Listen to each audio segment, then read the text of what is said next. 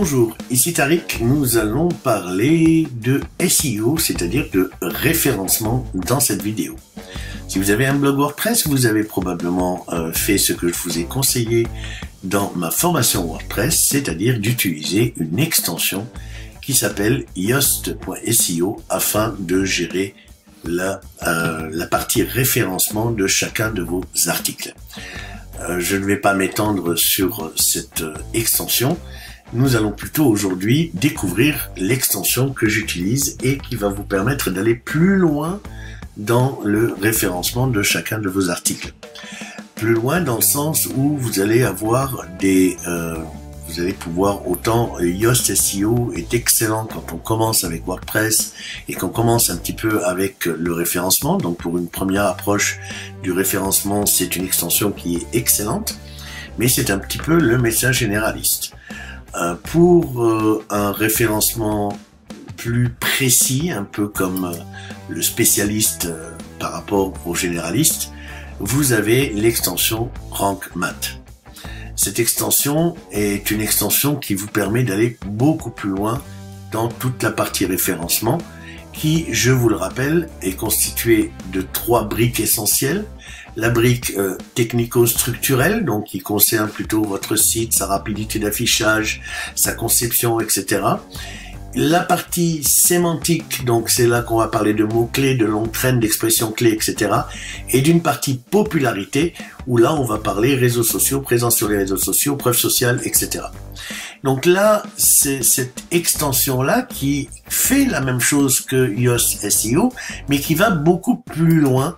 C'est une extension que je vous recommande de télécharger, soit directement sur le site de rankmath.com, soit depuis wordpress.org en version française. Au niveau des extensions, vous pouvez chercher ici l'extension RankMath.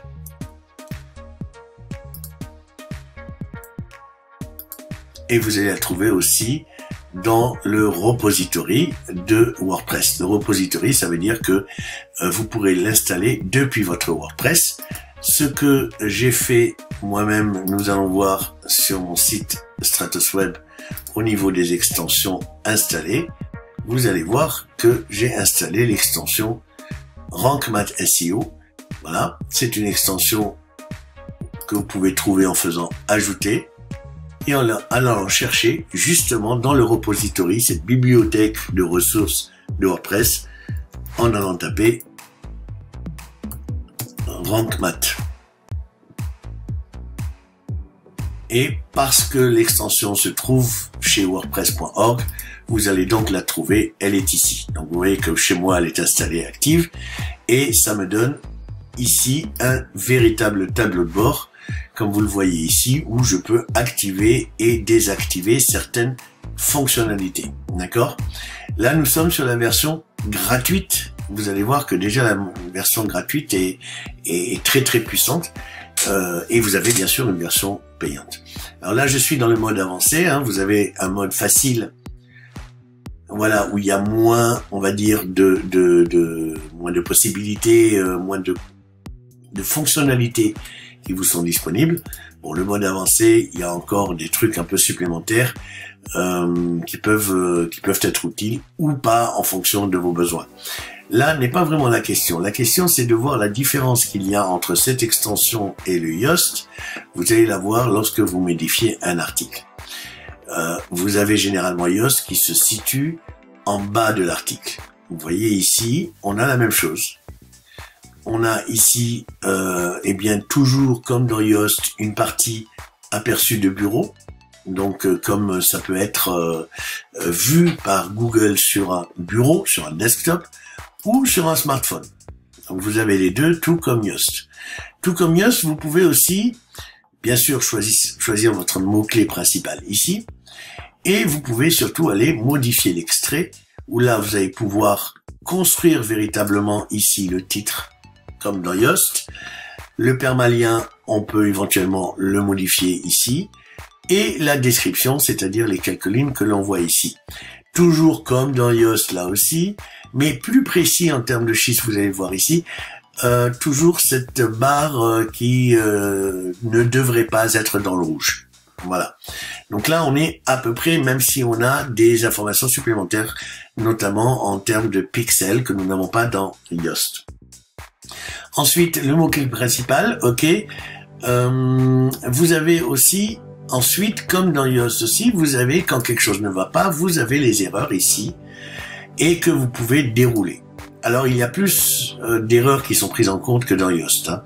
Vous avez ici le basic SEO, donc le référencement basique, le référencement additionnel, la partie lisibilité que vous avez aussi dans la partie Yoast, et la lisibilité et du titre et la lisibilité du contenu. D'accord ?